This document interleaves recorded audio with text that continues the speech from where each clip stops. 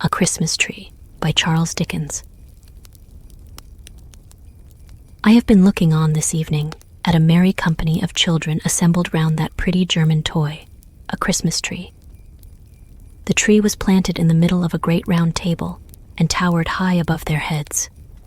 It was brilliantly lighted by a multitude of little tapers, and everywhere sparkled and glittered with bright objects. There were rosy-cheeked dolls hiding behind the green leaves, and there were real watches, with movable hands at least and an endless capacity of being wound up, dangling from innumerable twigs. There were French-polished tables, chairs, bedsteads, wardrobes, 8-day clocks, and various other articles of domestic furniture, wonderfully made in tin at Wolverhampton, perched among the boughs, as if in preparation for some fairy housekeeping. There were jolly, broad-faced little men, much more agreeable in appearance than many real men, and no wonder, for their heads took off and showed them to be full of sugar plums. There were fiddles and drums, there were tambourines, books, work boxes, paint boxes, sweetmeat boxes, peep-show boxes, and all kinds of boxes. There were trinkets for the elder girls, far brighter than any grown-up gold and jewels. There were baskets and pincushions in all devices. There were guns, swords, and banners. There were witches standing in enchanted rings of pasteboard to tell fortunes. There were teetotums, humming tops, needle cases, pen wipers, smelling bottles, conversation cards, bouquet holders. Real fruit, made artificially dazzling with gold leaf. Imitation apples, pears, and walnuts crammed with surprises. In short, as a pretty child before me delightedly whispered to another pretty child, her bosom friend, there was everything and more. This motley collection of odd objects, clustering on the tree like magic fruit, and flashing back the bright looks directed towards it from every side. Some of the diamond eyes admiring it were hardly on a level with the table, and a few were languishing in timid wonder on the bosoms of pretty mothers, aunts, and nurses, made a lively realization of the fancies of childhood, and set me thinking how all the trees that grow and all the things that come into existence on the earth have their wild adornments at that well-remembered time. Being now at home again and alone, the only person in the house awake, my thoughts are drawn back by a fascination which I do not care to resist to my own childhood. I begin to consider, what do we all remember best upon the branches of the Christmas tree of our own young Christmas days, by which we climbed to real life? Straight in the middle of the room, cramped in the freedom of its growth by no encircling walls or soon-reached ceiling, a shadowy tree arises, and looking up into the dreamy brightness of its top, for I observe in this tree the singular property that it appears to grow downward towards the earth, I look into my youngest Christmas recollections. All toys at first, I find. Up yonder, among the green holly and red berries, is the tumbler with his hands in his pockets, who wouldn't lie down, but whenever he was put upon the floor, persisted in rolling his fat body about until he rolled himself still and brought those lobster eyes of his to bear upon me, when I affected to laugh very much, but in my heart of hearts was extremely doubtful of him.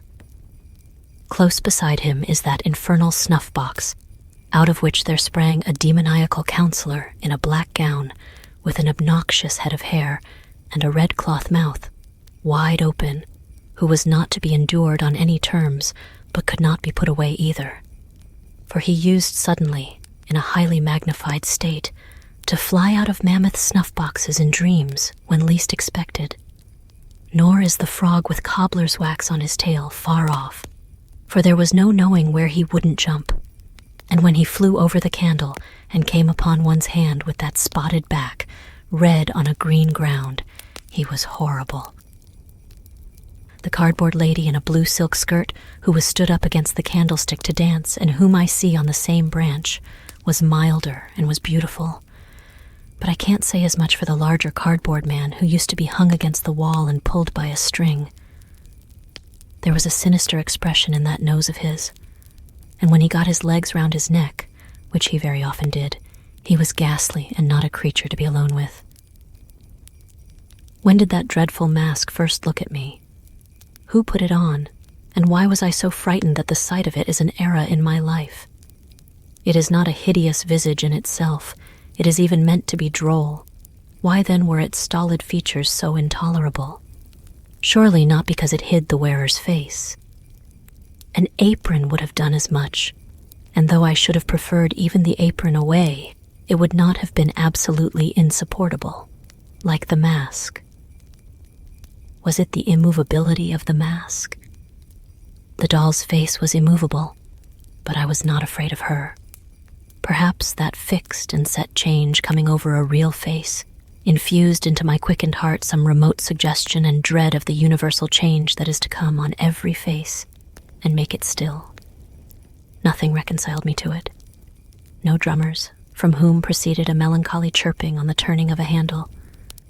No regiment of soldiers with a mute band, taken out of a box and fitted one by one upon a stiff and lazy little set of lazy tongs. No old woman made of wires and a brown paper composition, cutting up a pie for 2 small children, could give me a permanent comfort for a long time. Nor was it any satisfaction to be shown the mask and see that it was made of paper, or to have it locked up and be assured that no one wore it. The mere recollection of that fixed face, the mere knowledge of its existence anywhere, was sufficient to awake me in the night all perspiration and horror with, "Oh, I know it's coming. Oh, the mask." I never wondered what the dear old donkey with the panniers, there he is, was made of then. His hide was real to the touch, I recollect, and the great black horse with the round red spots all over him, the horse that I could even get upon. I never wondered what had brought him to that strange condition, or thought that such a horse was not commonly seen at Newmarket. The 4 horses of no color next to him that went into the wagon of cheeses and could be taken out and stabled under the piano appear to have bits of fur tippet for their tails, and other bits for their manes, and to stand on pegs instead of legs, but it was not so when they were brought home for a Christmas present. They were all right then. Neither was their harness unceremoniously nailed into their chests, as appears to be the case now. The tinkling works of the music cart I did find out to be made of quill toothpicks and wire, and I always thought that little tumbler in his shirt sleeves perpetually swarming up one side of a wooden frame and coming down head foremost on the other, rather a weak-minded person, though good-natured. But the Jacob's ladder, next him, made of little squares of red wood that went flapping and clattering over one another, each developing a different picture, and the whole enlivened by small bells, was a mighty marvel and a great delight. Ah, the doll's house, of which I was not proprietor, but where I visited. I don't admire the Houses of Parliament half so much as that stone-fronted mansion with real glass windows and doorsteps and a real balcony, greener than I ever see now, except at watering places, and even they afford but a poor imitation. And though it did open all at once, the entire house front, which was a blow, I admit, as cancelling the fiction of a staircase, it was but to shut it up again, and I could believe. Even open, there were 3 distinct rooms in it, a sitting room and bedroom, elegantly furnished, and best of all, a kitchen, with uncommonly soft fire irons, a plentiful assortment of diminutive utensils. Oh, the warming pan, and a tin man cook in profile, who was always going to fry 2 fish. What Barmecide justice have I done to the noble feasts, wherein the set of wooden platters figured, each with its own peculiar delicacy as a ham or turkey glued tight onto it and garnished with something green, which I recollect as moss. Could all the temperance societies of these later days united give me such a tea-drinking as I have had through the means of yonder little set of blue crockery, which really would hold liquid? It ran out of the small wooden cask, I recollect, and tasted of matches, and which made tea, nectar. And if the 2 legs of the ineffectual little sugar tongs did tumble over one another, and want purpose like Punch's hands, what does it matter? And if I did once shriek out, as a poisoned child, and strike the fashionable company with consternation, by reason of having drunk a little teaspoon, inadvertently dissolved in too hot tea, I was never the worse for it, except by a powder. Upon the next branches of the tree, lower down, hard by the green roller and miniature gardening tools, how thick the books begin to hang. Thin books in themselves at first, but many of them, and with deliciously smooth covers of bright red or green. What fat black letters to begin with. I was an archer and shot at a frog. Of course he was. He was an apple pie also, and there he is. He was a good many things in his time, was A, and so were most of his friends, except X, who had so little versatility that I never knew him to get beyond Xerxes or Xantippe, like Y, who was always confined to a yacht or a yew tree, and Z condemned forever to be a zebra or a zany. But now, the very tree itself changes and becomes a beanstalk. The marvelous beanstalk up which Jack climbed to the giant's house. And now, those dreadfully interesting double-headed giants, with their clubs over their shoulders, begin to stride along the boughs in a perfect throng, dragging knights and ladies home for dinner by the hair of their heads. And Jack, how noble with his sword of sharpness and his shoes of swiftness. Again those old meditations come upon me as I gaze up at him, and I debate within myself whether there was more than one Jack, which I am loath to believe possible, or only one genuine, original, admirable Jack who achieved all the recorded exploits. Good for Christmas time is the ruddy color of the cloak, in which, the tree making a forest of itself for her to trip through, with her basket. Little Red Riding Hood comes to me one Christmas Eve to give me information of the cruelty and treachery of that dissembling wolf who ate her grandmother without making any impression on his appetite, and then ate her after making that ferocious joke about his teeth. She was my first love. I felt that if I could have married Little Red Riding Hood, I should have known perfect bliss. But it was not to be, and there was nothing for it but to look out the wolf in the Noah's Ark there, and put him late in the procession on the table as a monster who was to be degraded. Oh, the wonderful Noah's Ark! It was not found seaworthy when put in a washing tub, and the animals were crammed in at the roof, and needed to have their legs well shaken down before they could be got in, even there. And then, 10 to 1, but they began to tumble out at the door, which was but imperfectly fastened with a wire latch. But what was that against it? Consider the noble fly, a size or two smaller than the elephant, the ladybird, the butterfly, all triumphs of art. Consider the goose, whose feet were so small and whose balance was so indifferent that he usually tumbled forward and knocked down all the animal creation. Consider Noah and his family, like idiotic tobacco stoppers, and how the leopard stuck to warm little fingers, and how the tails of the larger animals used gradually to resolve themselves into frayed bits of string. Hush! Again a forest, and somebody up in a tree, not Robin Hood, not Valentine, not the yellow dwarf. I have passed him and all Mother Bunch's wonders without mention. But an Eastern king with a glittering scimitar and turban. By Allah, 2 Eastern kings, for I see another, looking over his shoulder. Down upon the grass, at the tree's foot, lies the full length of a coal-black giant, stretched asleep, with his head in a lady's lap.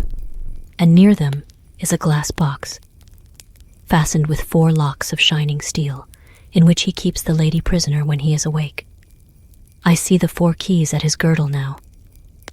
The lady makes signs to the 2 kings in the tree, who softly descend. It is the setting in of the bright Arabian Nights. Oh, now all common things become uncommon and enchanted to me. All lamps are wonderful. All rings are talismans. Common flower pots are full of treasure, with a little earth scattered on the top. Trees are for Ali Baba to hide in. Beefsteaks are to throw down into the valley of diamonds, that the precious stones may stick to them, and be carried by the eagles to their nests, whence the traders, with loud cries, will scare them. Tarts are made according to the recipe of the vizier's son of Bussorah, who turned pastry cook after he was set down in his drawers at the gate of Damascus. Cobblers are all Mustafas, and in the habit of sewing up people cut into 4 pieces, to whom they are taken blindfold. Any iron ring let into stone is the entrance to a cave which only waits for the magician and the little fire and the necromancy that will make the earth shake. All the dates imported come from the same tree as that unlucky date, with whose shell the merchant knocked out the eye of the genie's invisible son. All olives are of the stock of that fresh fruit, concerning which the commander of the faithful overheard the boy conduct the fictitious trial of the fraudulent olive merchant. All apples are akin to the apple purchased, with 2 others, from the sultan's gardener for 3 sequins, and which the tall black slave stole from the child. All dogs are associated with the dog, really a transformed man, who jumped upon the baker's counter and put his paw on the piece of bad money. All rice recalls the rice which the awful lady, who was a ghoul, could only peck by grains because of her nightly feasts in the burial place. My very rocking horse, there he is, with his nostrils turned completely inside out, indicative of blood, should have a peg in his neck, by virtue thereof to fly away with me, as the wooden horse did with the Prince of Persia, in the sight of all his father's court. Yes, on every object that I recognize among those upper branches of my Christmas tree, I see this fairy light. When I wake in bed at daybreak, on the cold, dark winter mornings, the white snow dimly beheld outside through the frost on the window pane, I hear Dinarzade. Sister, sister, if you are yet awake, I pray you finish the history of the young king of the Black Islands. Scheherazade replies, If my lord the Sultan will suffer me to live another day, sister, I will not only finish that, but tell you a more wonderful story yet. Then the gracious Sultan goes out, giving no orders for the execution, and we all 3 breathe again. At this height of my tree I begin to see, cowering among the leaves, it may be born of turkey or of pudding or mince pie, or of these many fancies jumbled with Robinson Crusoe on his desert island, Philip Quarrel among the monkeys, Sandford and Merton with Mr. Barlow, Mother Bunch, and the Mask. Or it may be the result of indigestion, assisted by imagination and over-doctoring, a prodigious nightmare. It is so exceedingly indistinct that I don't know why it's frightful, but I know it is. I can only make out that it is an immense array of shapeless things which appear to be planted on a vast exaggeration of the lazy tongs that used to bear the toy soldiers, and to be slowly coming close to my eyes and receding to an immeasurable distance. When it comes closest, it is worse. In connection with it, I describe remembrances of winter nights incredibly long, of being sent early to bed as a punishment for some small offense, and waking in 2 hours with a sensation of having been asleep 2 nights, of the laden hopelessness of morning ever dawning, and the oppression of a weight of remorse. And now I see a wonderful row of little lights rise smoothly out of the ground before a vast green curtain. Now a bell rings, a magic bell, which still sounds in my ears unlike all other bells, and music plays amidst a buzz of voices and a fragrant smell of orange peel and oil. Anon the magic bell commands the music to cease, and the great green curtain rolls itself up majestically, and the play begins. The devoted dog of Montargis avenges the death of his master, foully murdered in the forest of Bondi.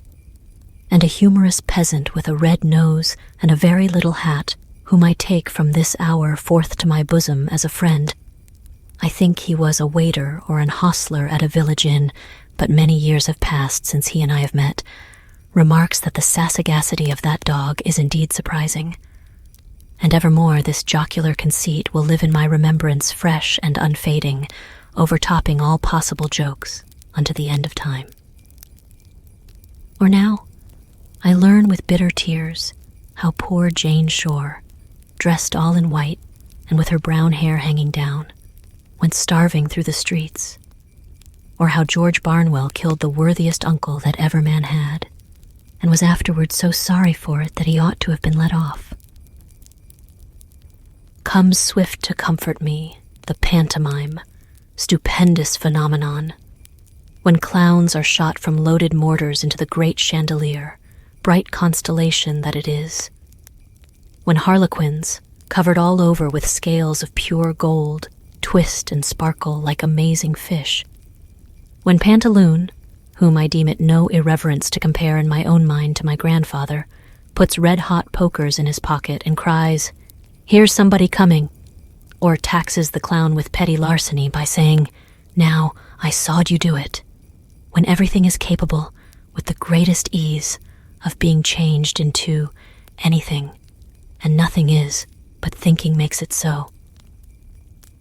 Now, too, I perceive my first experience of the dreary sensation, often to return in after life, of being unable, next day, to get back to the dull, settled world, of wanting to live forever in the bright atmosphere I have quitted, of doting on the little fairy, with the wand like a celestial barber's pole, and pining for a fairy immortality along with her.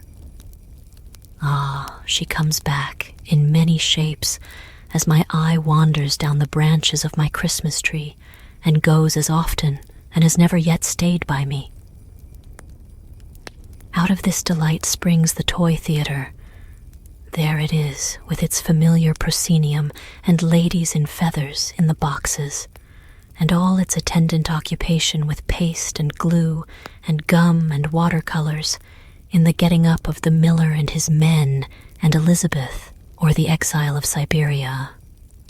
In spite of a few besetting accidents and failures, particularly an unreasonable disposition in the respectable Kelmar, and some others to become faint in the legs and double up at exciting points of the drama, a teeming world of fancies so suggestive and all-embracing that far below it on my Christmas tree I see dark, dirty, real theaters in the daytime, adorned with these associations as with the freshest garlands of the rarest flowers, and charming me yet. But hark! The waits are playing and they break my childish sleep. What images do I associate with the Christmas music as I see them set forth on the Christmas tree? Known before all the others, keeping far apart from all the others, they gather round my little bed. An angel, speaking to a group of shepherds in a field. Some travelers with eyes uplifted, following a star. A baby in a manger. A child in a spacious temple, talking with grave men. A solemn figure, with a mild and beautiful face, raising a dead girl by the hand. Again, near a city gate, calling back the son of a widow on his bier to life. A crowd of people looking through the opened roof of a chamber where he sits, and letting down a sick person on a bed with ropes. The same, in a tempest, walking on the water to a ship. Again on a seashore, teaching a great multitude. Again with a child upon his knee, and other children round. Again restoring sight to the blind, speech to the dumb, hearing to the deaf, health to the sick, strength to the lame, knowledge to the ignorant. Again dying upon a cross, watched by armed soldiers, a thick darkness coming on, the earth beginning to shake, and only one voice heard, "Forgive them, for they know not what they do." Still, on the lower and maturer branches of the tree, Christmas associations cluster thick, schoolbooks shut up, Ovid and Virgil silenced, the rule of three, with its cool, impertinent inquiries, long disposed of. Terence and Plautus acted no more, in an arena of huddled desks and forms all chipped and notched and inked, cricket bats, stumps, and balls left higher up, with the smell of trodden grass and the softened noise of shouts in the evening air. The tree is still fresh, still gay. If I no more come home at Christmas time, there will be boys and girls, thank heaven, while the world lasts, and they do. Yonder they dance and play upon the branches of my tree. God bless them merrily, and my heart dances and plays too. And I do come home at Christmas. We all do, or we all should. We all come home, or ought to come home, for a short holiday. The longer the better. From the great boarding school, where we are forever working at our arithmetical slates, to take and give a rest. As to going a-visiting, where can we not go, if we will? Where have we not been, when we would, starting our fancy from our Christmas tree? Away into the winter prospect. There are many such upon the tree, on by low-lying misty grounds, through fens and fogs, up long hills, winding dark as caverns between thick plantations, almost shutting out the sparkling stars. So, out on broad heights, until we stop at last, with sudden silence, at an avenue. The gate bell has a deep, half-awful sound in the frosty air. The gate swings open on its hinges, and, as we drive up to a great house, the glancing lights grow larger in the windows, and the opposing rows of trees seem to fall solemnly back on either side to give us place. At intervals, all day, a frightened hare has shot across this whitened turf, or the distant clatter of a herd of deer trampling the hard frost has, for the minute, crushed the silence too. Their watchful eyes beneath the fern may be shining now, if we could see them, like the icy dewdrops on the leaves. But they are still, and all is still. And so the lights growing larger and the trees falling back before us and closing up again behind us as if to forbid retreat, we come to the house. There's probably a smell of roasted chestnuts and other good comfortable things all the time, for we are telling winter stories, ghost stories, or more shame for us, round the Christmas fire, and we have never stirred except to draw a little nearer to it. But no matter for that. We came to the house, and it is an old house, full of great chimneys where wood is burnt on ancient dogs upon the hearth, and grim portraits, some of them with grim legends too, lower distrustfully from the oaken panels of the walls. We are a middle-aged nobleman, and we make a generous supper with our host and hostess and their guests, it being Christmas time and the old house full of company, and then we go to bed. Our room is a very old room. It is hung with tapestry. We don't like the portrait of a cavalier in green over the fireplace. There are great black beams in the ceiling, and there is a great black bedstead, supported at the foot by two great black figures, who seem to have come off a couple of tombs in the old baronial church in the park for our particular accommodation. But we are not a superstitious nobleman, and we don't mind. Well, we dismiss our servant, lock the door, and sit before the fire in our dressing gown, musing about a great many things. At length we go to bed. Well, we can't sleep. We toss and tumble and can't sleep. The embers on the hearth burn fitfully and make the room look ghostly. We can't help peeping out over the counterpane at the two black figures and the cavalier, that wicked-looking cavalier, in green. In the flickering light they seem to advance and retire, which, though we are not by any means a superstitious nobleman, is not agreeable. Well, we get nervous, more and more nervous. We say, "This is very foolish, but we can't stand this. We'll pretend to be ill and knock up somebody." Well, we are just going to do it when the locked door opens and there comes in a young woman, deadly pale and with long fair hair, who glides to the fire and sits down in the chair we have left there, wringing her hands. Then we notice that her clothes are wet. Our tongue cleaves to the roof of our mouth, and we can't speak, but we observe her accurately. Her clothes are wet. Her long hair is dabbled with moist mud. She is dressed in the fashion of 200 years ago, and she has at her girdle a bunch of rusty keys. Well, there she sits, and we can't even faint. We are in such a state about it. Presently she gets up and tries all the locks in the room with the rusty keys, which won't fit one of them. Then she fixes her eyes on the portrait of the cavalier in green and says in a low, terrible voice, "The stags know it." After that, she wrings her hands again, passes the bedside, and goes out at the door. We hurry on our dressing gown, seize our pistols — we always travel with pistols — and are following when we find the door locked. We turn the key, look out into the dark gallery. No one there. We wander away and try to find our servant. Can't be done. We pace the gallery till daybreak, then return to our deserted room, fall asleep, and are awakened by our servant. Nothing ever haunts him, and the shining sun. Well, we make a wretched breakfast, and all the company say we look queer. After breakfast, we go over the house with our host, and then we take him to the portrait of the cavalier in green, and then it all comes out. He was false to a young housekeeper once attached to that family, and famous for her beauty, who drowned herself in a pond, and whose body was discovered after a long time because the stags refused to drink of the water. Since which, it has been whispered that she traverses the house at midnight, but goes especially to that room where the cavalier in green was wont to sleep, trying the old locks with the rusty keys. Well, we tell our host of what we have seen, and a shade comes over his features, and he begs it may be hushed up. And so it is. But it's all true, and we said so before we died. We are dead now, to many responsible people.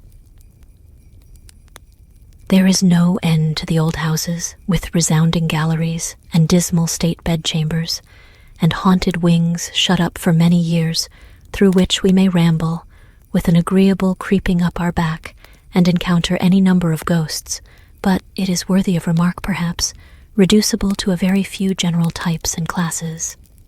For ghosts have little originality and walk in a beaten track.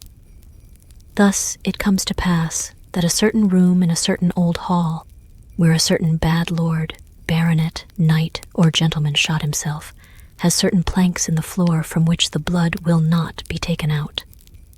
You may scrape and scrape, as the present owner has done, or plane and plane as his father did, or scrub and scrub as his grandfather did, or burn and burn with strong acids as his great-grandfather did, but there the blood will still be, no redder and no paler, no more and no less, always just the same.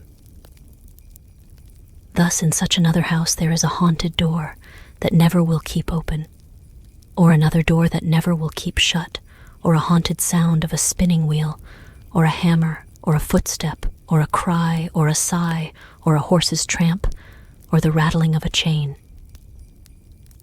Or else there is a turret clock which, at the midnight hour, strikes 13 when the head of the family is going to die, or a shadowy, immovable black carriage which at such a time is always seen by somebody waiting near the great gates in the stable yard. Or thus it came to pass how Lady Mary went to pay a visit at a large wild house in the Scottish Highlands, and being fatigued with her long journey, retired to bed early, and innocently said next morning at the breakfast table, "How odd to have so late a party last night in this remote place, and not to tell me of it before I went to bed." Then everyone asked Lady Mary what she meant. Then Lady Mary replied, "Why, all night long the carriages were driving round and round the terrace underneath my window." Then the owner of the house turned pale, and so did his lady, and Charles Macdoodle of Macdoodle signed to Lady Mary to say no more, and everyone was silent. After breakfast, Charles Macdoodle told Lady Mary that it was a tradition in the family that those rumbling carriages on the terrace betokened death. And so it proved, for 2 months afterwards, the lady of the mansion died. And Lady Mary, who was a maid of honor at court, often told this story to the old Queen Charlotte, by this token that the old king always said, Eh? What? Ghosts, no such thing, no such thing," and never left off saying so until he went to bed. Or a friend of somebody's whom most of us know, when he was a young man at college, had a particular friend with whom he made the compact that, if it were possible for the spirit to return to this earth after its separation from the body, he of the twain who first died should reappear to the other. In course of time, this compact was forgotten by our friend, the two young men having progressed in life and taken diverging paths that were wide asunder. But one night, many years afterwards, our friend being in the north of England and staying for the night in an inn on the Yorkshire moors, happened to look out of bed, and there, in the moonlight, leaning on a bureau near the window, steadfastly regarding him, saw his old college friend. The appearance, being solemnly addressed, replied in a kind of whisper, but very audibly, "Do not come near me. I am dead. I am here to redeem my promise. I come from another world, but may not disclose its secrets." Then, the whole form becoming paler, melted, as it were, into the moonlight and faded away. Or there was the daughter of the first occupier of the picturesque Elizabethan house, so famous in our neighborhood. You have heard about her? No.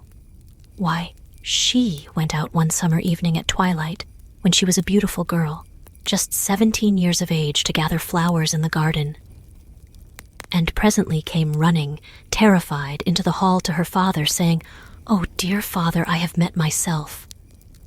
He took her in his arms and told her it was fancy, but she said, "Oh, no, I met myself in the broad walk, and I was pale and gathering withered flowers, and I turned my head and held them up." And that night she died, and a picture of her story was begun, though never finished, and they say it is somewhere in the house to this day, with its face to the wall. Or the uncle of my brother's wife was riding home on horseback one mellow evening at sunset, when, in a green lane close to his own house, he saw a man standing before him in the very center of a narrow way. "Why does that man in the cloak stand there?" he thought. "Does he want me to ride over him?" But the figure never moved. He felt a strange sensation at seeing it so still, but slackened his trot and rode forward. When he was so close to it, as almost to touch it with his stirrup, his horse shied, and the figure glided up the bank in a curious, unearthly manner, backward, and without seeming to use its feet, and was gone. The uncle of my brother's wife, exclaiming, "Good heaven! It's my cousin Harry from Bombay," put spurs to his horse, which was suddenly in a profuse sweat, and wondering at such strange behavior, dashed round to the front of his house. There he saw the same figure just passing in at the long French window of the drawing-room opening on the ground. He threw his bridle to a servant and hastened in after it. His sister was sitting there alone. "Alice, where's my cousin Harry?" "Your cousin Harry, John?" "Yes, from Bombay. I met him in the lane just now and saw him enter here this instant." Not a creature had been seen by anyone, and in that hour and minute, as it afterwards appeared, this cousin died in India. Or it was a certain sensible old maiden lady who died at 99 and retained her faculties to the last, who really did see the orphan boy. A story which has often been incorrectly told, but of which the real truth is this, because it is, in fact, a story belonging to our family. And she was a connection of our family. When she was about 40 years of age and still an uncommonly fine woman, her lover died young, which was the reason why she never married, though she had many offers. She went to stay at a place in Kent, which her brother, an Indian merchant, had newly bought. There was a story that this place had once been held in trust by the guardian of a young boy, who was himself the next heir, and who killed the young boy by harsh and cruel treatment. She knew nothing of that.